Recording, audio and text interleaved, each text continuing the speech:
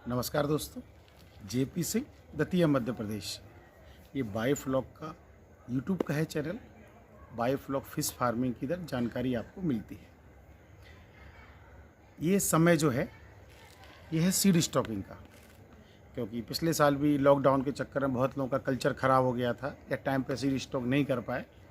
तो इस टाइम पे भी थोड़ी सी वो दिक्कत अभी आने लगी है कि आपको सीड या तो टाइम पे मिल नहीं रहा है, तो बड़ा सब्र कीजिए। आप 15 दिन लेट हो जाएंगे, कोई दिक्कत नहीं भाई।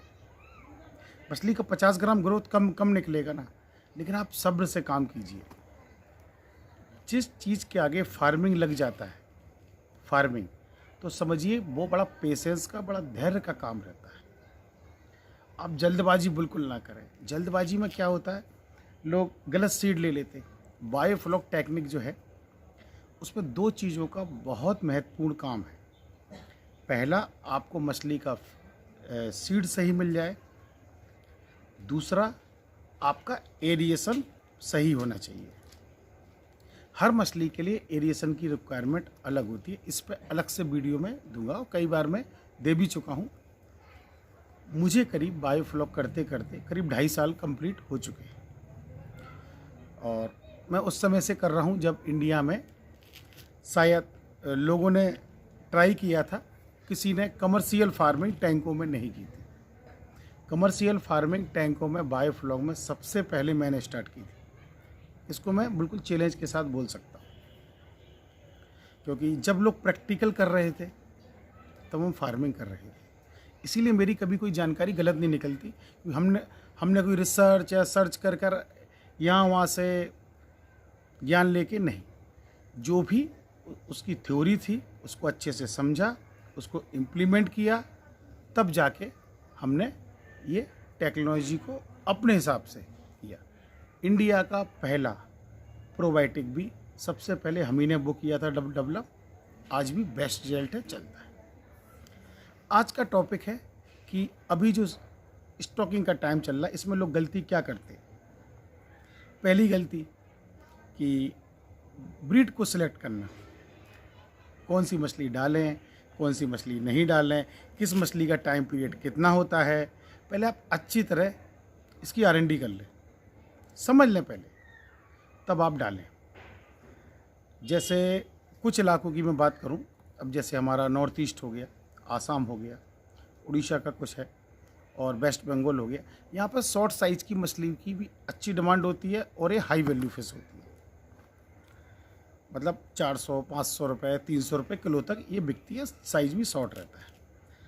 उत्तर भारत की अपन बात करें, और जहाँ से हमें मतलब मध्य भारत की भी बात करें, यूपी, बिहार, दिल्ली, हरियाणा, पंजाब, ये सब, यहाँ पर ज़्यादातर मछली आपको बड़े साइज़ की बिकती है। तो आधा किलो प्लस मिनिमम आपका मार्केटेबल साइज़ होना चाहिए, तब आपकी फिश सेल होगी। छोटे साइज़ की मछली की तरह डिमांड नहीं है। तो अब मैं आपको थोड़ा सा एग्जांपल भी दूंगा। पहले मेन टॉपिक में पूरा कर लूँ, ताकि आपका समय ख़राब ना हो। समय बहुत महत्वपूर्ण होता है लोगों का। आप इतना टाइम खर्च के वीडियो देखते हैं, तो आपको जानकारी भी सही ही मिलेगी मेरे चैनल पर। जैसे कि ये टाइम है, इस टाइम पे आप समझिए फरवरी से ब्रीडिंग स्टार्ट होती है। इस समय पे अगर अब जैसे आप पंगास का बात करें, पंगास, कॉमन कार्प और सारी मछलियों का, इनका अगर आपको फिंगरलिंग मिल रहा है, पहले ईयरलिंग और फिंगरलिंग में आप समझ लीजिए। फिंगर बायोफ्लॉक में ज़्यादा छोटे साइज़ का मछली डालने का कोई मतलब नहीं होता। अगर आप जीरा डालेंगे, उससे बड़ा फ्राई डालेंगे, या फिर 1 इंच का बच्चा वो डालेंगे, तो आप ये बताइए फिर आप साल में 2 फार्मिंग कैसे कर पाएंगे। आप उसी में वेस्ट अपना टाइम कर लेंगे। इसलिए बच्चा थोड़ा बड़ा साइज़ का हो तो अच्छी बात है, बिल्कुल, ये 100% प्रूवन बात है। लेकिन जो मछलियाँ 50 ग्राम, 100 ग्राम हार्वेस्ट साइज होता है, उनका बच्चा आपको बड़ा थोड़ी मिलेगा भाई। तो उसको तो आपको 2000, 3000 लाइन, 4000 लाइन का ही बच्चा मिलेगा। अगर कोई आपसे माल 2 तरीके से आता है, एक तो हापा लगकर, मतलब पानी भरकर, एक सिंपल एक टैंक टाइप का बनाकर पिकअप में या आपकी वैन वगैरह में आपका आ जाता है। एक आता है ऑक्सीजन पैकिंग में। अगर आपका ऑक्सीजन पैकिंग, उसमें करीब 2 या 3 लीटर पानी रहता है, उसमें कोई आपसे बोले 500 लाइन का बच्चा, 800 लाइन का बच्चा, 1000 लाइन का बच्चा आपको दे रहा हूँ, प्योर झूठ है भाई। क्योंकि उसका खर्चा इतना रहता है, वो इतने, अगर वो 500 लाइन का बच्चा देगा तो उसमें 100 बच्चे भी वो डाल नहीं पाएगा। इसलिए वो बच्चा हमेशा 2000, 3000, 4000, 6000 लाइन का ही होता है। ओके, एक तो आप ये चीज़ समझ लें। लाइन क्या होती है, 1 किलो में कितने बच्चे आ रहे हैं। अगर वो आपसे बोल रहा कि 1000 बच्चे आ रहे हैं तो कम से कम 100 ग्राम आप पूरी मछली का तो वेट नहीं कर सकते। आप 100 ग्राम मछली का वेट करें तो उसमें 100 बच्चे आने चाहिए ना, नहीं आते। ये थोड़ा सा ठीक है, वो आप सीड वाले से आपका कितना विश्वास पात्र है उससे आप बात कर लें। दूसरा, अब जो आपका बड़े साइज का मछली जो सप्लाई होता है, अब जैसे आपका पंगास है, इस समय अगर इसी साल का, जैसे फिंगरलिंग चाहिए आपको, और एक होता है ईयरलिंग। ईयरलिंग का मतलब क्या होता है, सितंबर से लेके अक्टूबर तक कभी कभी ये बच्चा सप्लाई होता है। उसके बाद जो मछली का बच्चा, मछली का सीड जो बच जाता है, छोटे छोटे पोखरों में, तालाबों में, गड्ढों में वो लोग छोड़ देते हैं विदाउट फीडिंग। ओके, क्योंकि मछली कभी भूख से नहीं मरती भाई, ज़्यादा खाना खाने से तुरंत मर जाती है, एक चीज़ आप समझ लो। उसको छोड़ देते हैं, नीचे का बॉटम का पानी गर्म रहता है, वो सर्वाइव कर जाती है। तो आपको अगर इस समय पर मार्च और अप्रैल में अगर आपको फिंगरलिंग मिल रहा, मतलब 200 लाइन, 300 लाइन, 500 लाइन का बच्चा अगर पंगास कॉमन का वगैरह मिल रहा, तो आप मान के चलिए ईयरलिंग। ईयरलिंग का मतलब पिछले साल का रुका हुआ बच्चा, उसको लेने में कोई परेशानी नहीं। ठीक है ना, तो ऐसे ही आपको कल्चर करना है। अब जैसे हमारे इधर बहुत ज़्यादा मछलियों की चॉइस नहीं है कि आप ये भी मछली करें, वो भी। मैंने तो हर तरह की मछली, सिंगी, कोई, हर तरह की, और आपकी पंगास, मांगुर, ये मांगुर, वो मांगुर, सब करके मैंने देखा। क्यों करके देखा, क्योंकि हम एक ट्रेनर हैं। अगर हम प्रैक्टिकल नहीं करेंगे, अगर हम खुद ही उसके बारे में जानकारी नहीं रखते, आपको क्या सिखाएंगे। कॉपी किताबों से पढ़कर, गूगल ज्ञान लेकर आपको ट्रेनिंग हम नहीं देते। जो प्रैक्टिकल है, मैं ये बता सकता हूँ कौन सी मछली कितने टेम्परेचर पे एक बार पहुँच जाए, उसके बाद उसका मरना तय है, भले ही आप उसका कितना भी टेम्परेचर बढ़ा दो। क्योंकि प्रैक्टिकल कर कर कर, मछलियों को मार कर, हर एक टेम्परेचर में छोड़कर, एरिएशन का, किस मछली में ज़्यादा एरिएशन देना है, किस में कम देना है, ये बहुत महत्वपूर्ण। यही गलतियाँ लोग करते हैं। मैंने कहा बोला बच्चा सही मिल गया और एरिएशन सही है, आपकी 90% प्रॉब्लम सॉल्व हो गई। बाकी ये अमोनिया कंट्रोल करना, ये फ्लॉग बनाना, ये सब बच्चों वाला काम अब बचा है। ठीक है ना। तो सीड इस समय आप कोशिश ये करें बड़ा साइज मिल जाए, अच्छी बात है, वरना आपकी मजबूरी है कि आप फिर जो मिले, क्योंकि शुरुआत अगर आप कर रहे हैं तो कहीं से भी वो कर सकते हैं। शुरुआत के लिए कोई टाइम पीरियड नहीं होता भाई। सर्दियाँ छोड़कर दिसंबर, जनवरी, फरवरी, ये 3 मतलब कम से कम 2 महीने तो मान के, दिसंबर, जनवरी छोड़कर आप कभी भी कहीं से भी फार्मिंग स्टार्ट कर सकते हैं। तो आपके लिए ठीक है, कोई दिक्कत नहीं। लेकिन इस टाइम पे, जैसे मैं बार बार बोलता हूँ, साल में अगर आपको 2 फार्मिंग निकालनी है, अगर आपको 2 फार्मिंग निकालनी है, अगर आप इस एरिए से हो जहाँ पर टेम्परेचर का इशू, ठंड भी बहुत ज़्यादा पड़ती, गर्मी ज़्यादा पड़ती, तो आप जो ये पीरियड है ये आप पंगास का निकाल लें, या और कोई ब्रीड हो तो ठीक। और जो सेकंड है वो आप कार्प की तरफ जाएं, वो सर्दियों में अच्छी तरह सर्वाइव करेगी। कॉमन कार्प, आप आईएमसी की तरफ बिल्कुल भी ना जाएं। मैं देख रहा हूँ कुछ लोग अभी आईएमसी स्टॉक करके दिखा रहे हैं, फिर कुछ लोग कहते हैं आईएमसी का 100 ग्राम का बच्चा डालो। फिर जब 100 ग्राम का बच्चा कोई आपको 2 रुपये 4 रुपये का देगा भाई, आप दिमाग लगाइए अपना। देखिए बायोफ्लॉग जो टेक्नो के, आप कम जगह में प्रोडक्शन ले रहे हो, आईएमसी रनिंग फेस है, उसको आप शॉर्ट जगह में ज़्यादा प्रोडक्शन नहीं ले सकते। कुल मिला के सीधी सी बात करूं कि आईएमसी बायोफ्लॉग के लिए सूटेबल नहीं है। मैं ऐसा बिल्कुल भी नहीं कह रहा हूं कि होगी नहीं, होने को तो बायोफ्लॉग एक वाटर प्यूरिफायर टाइप का है सिस्टम, जो मछली के स्लज को, मछली की वेस्ट को रिसाइकिल करता है। इस तरह का है सिस्टम। उसमें आप सांप, बिच्छू, मेढक कुछ भी डालो, ये बिल्कुल भी मायने नहीं रखता कि ये मछली होगी, ये मछली नहीं होगी। आपको फ़ायदा किस में होगा? जिसमें आपको फ़ायदा हो आप वही मछली करें। ठीक है, आप ऐसी चीज़ की तरफ ना भागें कि जो प्रोडक्शन तो आप कर लें, आपका माल सेल ना हो, या तो उसका टाइम पीरियड इतना निकल जाए 1 डेढ़ साल में। भाई आईएमसी की ग्रोथ तालाब में भी 1-1.5 साल में होती है। आप बायोफ्लॉग में उसके 2 कल्चर कैसे निकाल लोगे भाई? सीधी सी प्रैक्टिकल सी बात है, ठीक है? तो कौन सी फिश डालनी, कौन सी ये आपकी, और आपके इधर शॉर्ट साइज़ की मछली बिकती है तो आप बिल्कुल उसका कल्चर कर सकते हो। एक मैं एग्जांपल आपको दे रहा हूँ, फिर मैं थोड़ा सा ट्रीटमेंट भी आपको बताऊँगा। हमारे पास एक राज्य है हरियाणा, दिल्ली के पास। आपको पता होगा बायोफ्लॉग का सबसे पहले टैंक हरियाणा में ही स्टार्ट हुए थे। बायोफ्लॉग में फ़िश फार्मिंग की बात कर रहा हूँ, प्रॉन्स फार्मिंग और श्रिम्प फार्मिंग कई सालों से होती है। जो अपने यहाँ अभी अपन जो इंडोनेशियन और इजराइल की टेक्निक की जो बात कर रहे हैं, बायो सबसे स्पीड में टैंक लगने स्टार्ट हुए, सबसे स्पीड में टैंक बंद होना भी वहीं स्टार्ट हुए। सबसे स्पीड में टैंक लगे, सबसे स्पीड में टैंक बंद होना स्टार्ट हुए। गलत जानकारी। एक टैंक से 80,000 कमाओ, मजाक मजाक में किया, बायोफ्लॉग कमा रहे हैं 2 लाख रुपए टैंक, सबको जानता हूं मैं। अगर जो हरियाणा वाले भी मेरा वीडियो देख रहे हो तो अच्छी तरह जानते होंगे, सबको मैं जानता हूं, सारे ट्रेनरों को जानता हूं, और 90% तो यहीं से हैं निकले हुए। लेकिन क्या था, ट्रेनिंग हमसे ले गए, 15 दिन बाद खुद ट्रेनिंग देनी स्टार्ट कर दी, तो क्या होगा? वो जानकारी दे पाएगा? सही नहीं दे पाएगा। पहले प्रैक्टिकल करना होता है, हर चीज़ का अच्छे से करना होता है, खुद करके देखो। मैं सारे यूट्यूबर भाइयों से एक निवेदन ये करता हूँ, आपने पिछली कई वीडियो आपने पुराने देखे होंगे ज़रा नोक झोंक वाले, उसका मेन कारण ही यही था।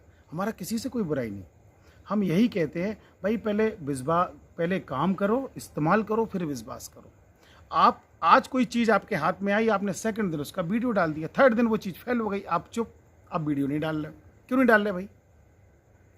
इसलिए हमारे पास अभी 4-5 अप्रैल की ट्रेनिंग थी, तो आपको आश्चर्य होगा कि लोग कह रहे अरे सर इसकी जानकारी आपने दी नहीं अभी तक यूट्यूब पर, ये तो बहुत अच्छी चीज़ है। तो मैंने कहा मैं तब जानकारी दूंगा जब इसमें 100% सक्सेस हो जाऊंगा। बहुत प्रैक्टिकल हमारे इधर वो चलते हैं, ऐसा नहीं कि कोई चीज़ आज हाथ में आई उसका डाल दिया। बस मेरा यही निवेदन होता है, यही मेरा झगड़ा होता है।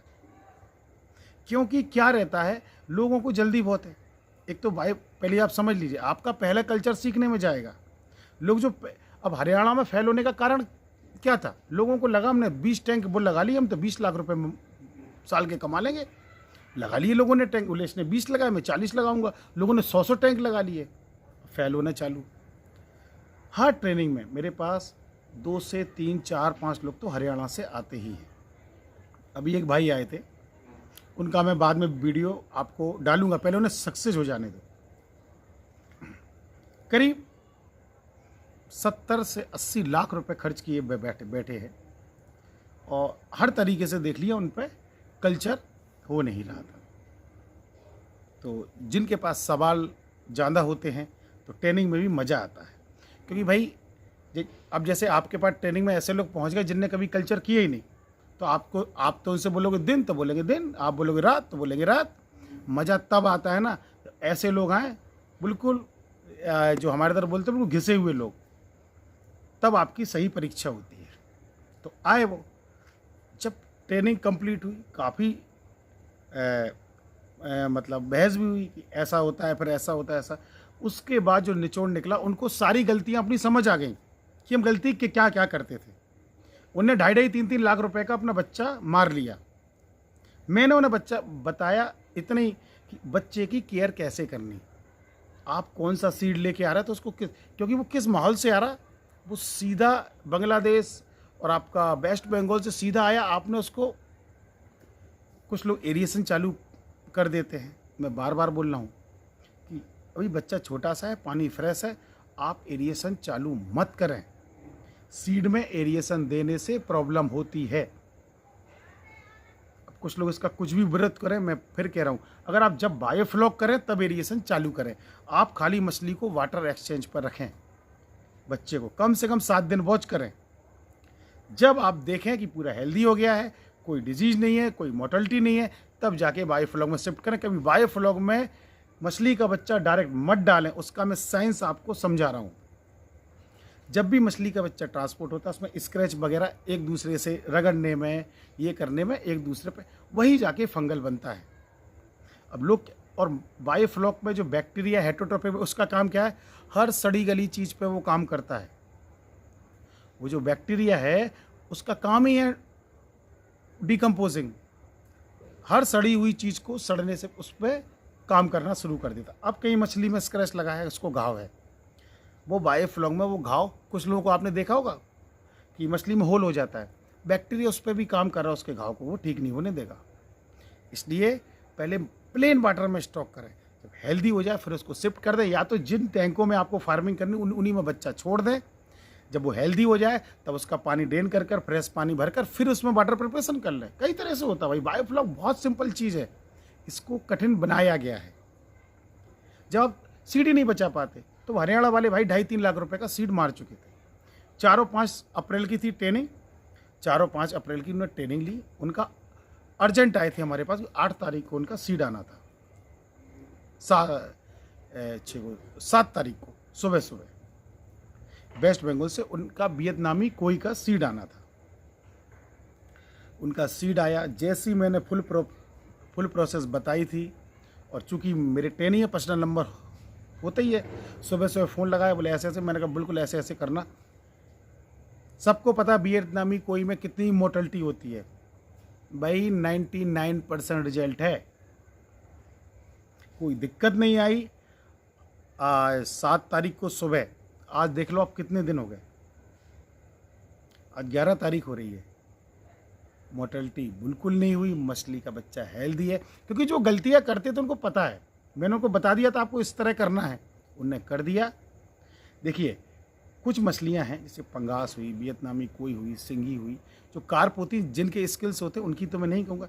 इन मछलियों में आपको उसमें पोटेशियम परमैंगनेट वाटर में ऐड करना पड़ेगा। सैनिटाइजेशन के चक्कर में आप लोग ज़्यादा मत पड़ो, हल्दी में डुबो रहे, इसमें डुबो रहे, कुछ मत करो। आप डायरेक्ट भी, बस जो हैचरी का पानी है वो ना जाए, आप डायरेक्ट भी अपने टैंक में फ्रेश वाटर में डाल दो। वाटर का एक, वो फ्रेश वाटर नहीं होना चाहिए, फ्रेश वाटर से मतलब है ताज़ा पानी, लेकिन ताज़ा कम से कम 1-2 दिन पहले भरा हुआ हो। इस चीज़ का विशेष ध्यान रखें, 1-2 दिन पुराने पानी में ही आप बच्चा डालें। अगर आपने तुरंत बोरिंग से पानी भर के बच्चा डाला, आपने मोर्टलिटी की तैयारी कर ली। ये कुछ गलतियां हैं जो लोग करते हैं, बहुत सारी जानकारियाँ और भी हैं वो देने को, वीडियो लंबे हो जाते, क्या करें। तो एक तो ये कह रहे, और पानी में एंटीबायोटिक तो आप डाल ही दें। वाटर में बात कर रहा हूँ, पहले पोटेशियम, फिर नेक्स्ट डे, और 24 आवर्स आपको फीडिंग नहीं करानी। 24 आवर्स नहीं रुक सकते तो कम से कम रात में स्टॉक किया तो सुबह। और फीडिंग कितनी डालनी है, एक मछली को 1 आध दाना मिल जाए। मतलब लोग क्या करते हैं, जैसे ही बच्चा आया 2-4-5 घंटे बाद ही उसको फीडिंग, और भर भर पेट। मछली का बच्चा ट्रांसपोर्ट होता है, भूखा रहता है वो, उसको इसलिए ताकि वो पानी में पोटी ना करे, पानी गंदा ना हो, अमोनिया, इसलिए उसको बिल्कुल उसको क्या बोलते हैं उसको, चलिए छोड़िए, वो बिल्कुल फ्रेश रखा, बिल्कुल उस मतलब उसको फीडिंग नहीं दी जाती। ठीक है, अब जैसे ही बच्चा आया आपने एकदम से खाना डालोगे, ज़्यादा खाना खा जाएगा, फिर उसका पेट फूलेगा, उससे मोर्टलिटी होती है। ठीक है, और 12 से 24 घंटे बाद ही आप फीडिंग स्टार्ट करो तो बड़ी थोड़ी थोड़ी सी आपको देनी है फीडिंग, और फैला के, और एरिएशन बिल्कुल नहीं देना है। मैं बार बार बोल रहा हूँ, क्यों नहीं देना, बहुत बड़ा साइंस है उसका, आप अपने ट्रेनरों से पूछिए, वो आपको बताएंगे। अगर उन्हें ये बताओ एरिएशन देना तो मोर्टलिटी होगी आपकी। ठीक है, फिर उस पानी को रनिंग वाटर आप रखें, कुछ पानी डालते रहें फिर निकालते रहें, इस तरह आप रखें, ओके हो जाए। अगर उसमें डिजीज़ आपको दिखाई दे रही है अगर डिजीज़ आपको दिख रही है तो पानी में भी एंटीबायोटिक आप दें, और फीड में भी एंटीबायोटिक दें। ठीक है, डोजेज जैसी आपको बताई गई हूँ आप दे से, हर मछली के लिए अलग होता है भाई। पानी में आप कम से कम एक 500 mg का कैप्सूल 1000 लीटर पानी में, 1000 लीटर अगर आप, और पानी कभी 1-1.5 फीट मत रखें, लोग कहते हैं आधा फीट पानी रखें, कम से कम 1.5 से 2 फीट तो पानी आप टैंक में रखें, मतलब टैंक का 60% पानी आप रखें।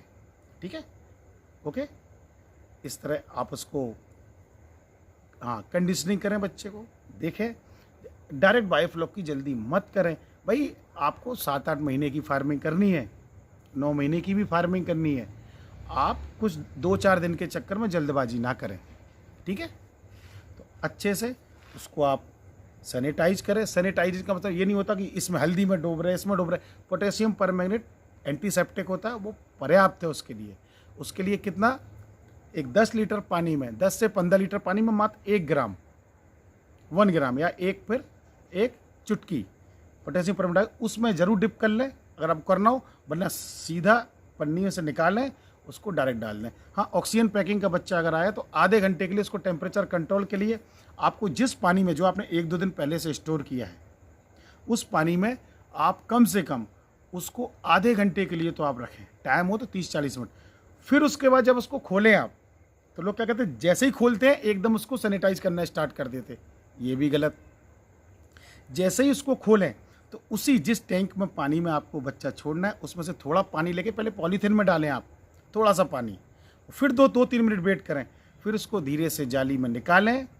सैनिटाइज करना हो तो ठीक, वरना उसी बच्चे को डायरेक्ट डाल दें। पोटेशियम परमैंगनेट उसी में डाल दें आप, 0.5 ग्राम पर 1000 लीटर, 1000 लीटर पानी में 0.5 ग्राम, ये मात्रा का ध्यान रखना पड़ता है। ठीक है। फिर सेकंड दिन जब फीडिंग स्टार्ट करें तो आप फीडिंग में भी एंटीबायोटिक दे सकते हैं अगर दिक्कत लग रही, वरना कोई दिक्कत नहीं, आराम से चल लेंगे। ओके। बहुत सारी हैं बातें जब बात बताने को। ठीक है। तो और अभी मैं एक चीज़ और आपको बता दूं, अभी जैसे आपको पता है कोरोना चल रहा है, फिर से स्टार्ट हो गया, तो अभी हमारी कहीं की भी ट्रेनिंग सारी बंद है। हमको भाई ट्रेनिंग का इतना नहीं है कि ट्रेनिंग, हमारी ट्रेनिंग अभी बिल्कुल बंद है। अप्रैल मई में होगी, 7-8 दिन पहले डेट खोल दी जाएगी, वरना सबसे बेस्ट तरीका मैं आपको बता रहा हूँ, जो पिछले साल मई से हमने स्टार्ट किया था, उसको बोलते हैं ऑनलाइन ट्रेनिंग। ये ऑनलाइन ट्रेनिंग किसी ऐप वगैरह पे नहीं होती, हमने topic by topic video shoot कर रखे हैं, उसके वीडियो टेलीग्राम ग्रुप में आपको जोड़ दिया वो जाता है। हर बैच के अलग अलग ग्रुप बने हैं, ऐसा नहीं कि एक में पूरे पटक, उसमें हर टॉपिक के वीडियो आप 1 बार देखें, 2 बार देखें, 100 बार देखें, उसके बाद आपको 90% क्लियर हो जाएगा। कोई भी डाउट होता है आपको पर्सनल नंबर दिया जाता है हमारा, और कंटिन्यू हमारा नंबर चालू रहता है, पर्टिकुलर टाइम दिया जाता है, आपसे व्हाट्सअप भी होता है, आपकी कॉलिंग भी होती है, सब कुछ आपको। ऐसा बिल्कुल नहीं कि इसके लिए कॉल लगा, भाई आपको जिस चीज़ के लिए ज़रूरत हो आप बिल्कुल मुझे कॉल लगा सकते हो, जो मेरे ऑनलाइन ट्रेनिंग वाले हैं।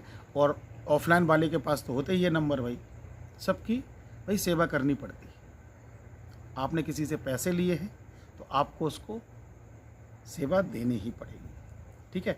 तो सबसे, और दोबारा कभी आपको ट्रेनिंग वो लेनी हो, अब अभी जैसे अभी मानो लॉकडाउन चल रहा है, कहीं आप जा नहीं सकते, बढ़िया है, आप घर बैठे आप हमारा ऑनलाइन ट्रेनिंग ज्वाइन कर लें। ऑनलाइन ट्रेनिंग का कोई टाइम पीरियड नहीं है, बहुत सारे वीडियो पड़े हैं, और हर 6 महीने में उसमें नए वीडियो भी ऐड होते रहते हैं, जो भी जानकारी नहीं आती है। ये लगभग कुछ सालों के लिए, तो मानो लाइफ टाइम ही मान लो आप इसको, ये ग्रुप रहेगा, इसमें आपको जानकारी हमेशा मिलती ही रहेगी। और जब भी आपको ऑफलाइन ट्रेनिंग करनी, फार्म पे आपको 1 रुपये भी दोबारा नहीं देना, आपने एक बार फीस देनी है, चाहे ऑनलाइन कर लो ऑफलाइन कर लो, दोबारा कोई भी आपको फीस नहीं देनी। आप जब भी लॉकडाउन खुले, जब भी आपकी इच्छा हो तो आप इधर आराम से आगे। करीब 250 से 300 लोग, मैं नहीं कहता हज़ारों लोग, ये ऑनलाइन ट्रेनिंग वाले हमसे ट्रेनिंग ले चुके हैं। उसमें से भी कम से कम 90 से ज़्यादा लोग फार्मिंग स्टार्ट कर चुके हैं। कोई प्रॉब्लम आती मुझसे पूछते हैं, 100% रिजल्ट मिल रहा है।